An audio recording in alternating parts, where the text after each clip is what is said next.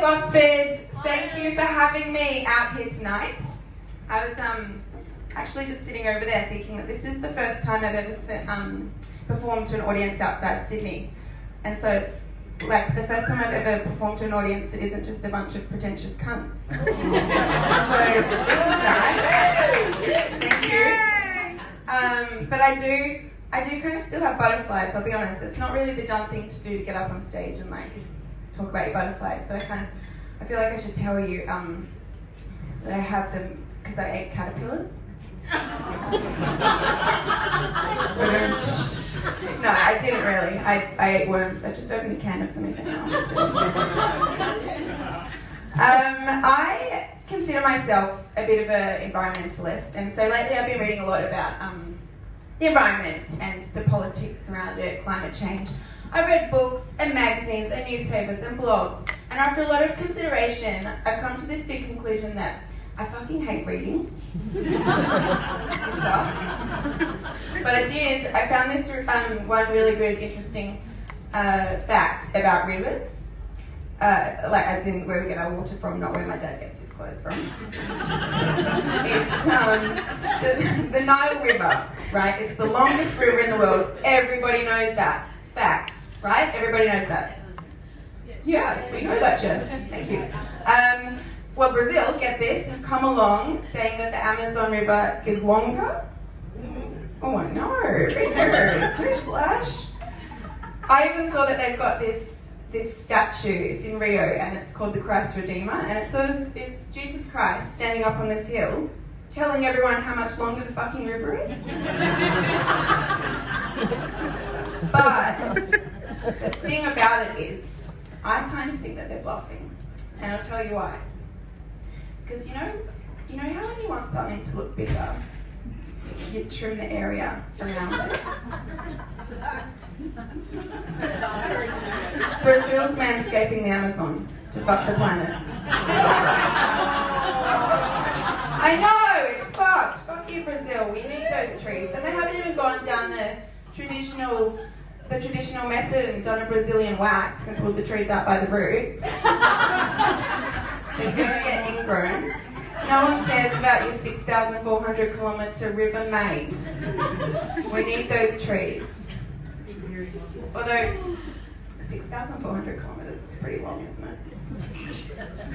I don't know who measures those things. That's one bush. What?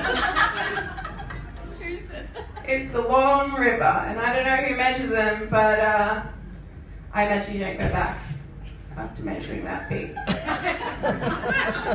Because you know what they say about big rivers, right? The bigger the river, the more CO2 that gets sucked out of our atmosphere. And then it runs down the river, ejaculates deep into our oceans, and it keeps the planet cool. And ironically, I think that's hot. But I'm an eco warrior, I'm a little bit weird like that. Turns me on. I also think that whoever measures these big rivers would be looking at Australian rivers and just be like, yeah, all right, mummy darling. And I'm also pretty sure that our shrinking rivers are like a metaphor for ScoMo's small river. And people say like size doesn't matter, and it's true to a degree, but like crusty, dried up and stinking of dead fish definitely matters. ScoMo, you grot, sort yourself out. Yeah.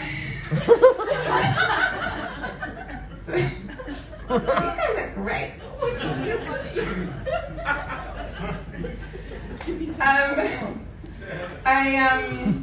The more I hear about him as well, I don't know how you guys feel about ScoMo. Sorry if you like him, but I don't like him. And the more I read about him, because I do a lot of reading, is like I'm just more certain of his stupidity.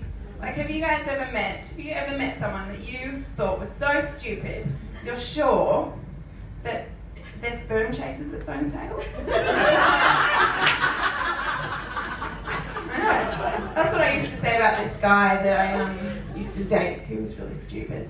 And it was always really safe sex with him, so I was like, there's no way that low IQ fertilizer is going anywhere near the eggs in my garden.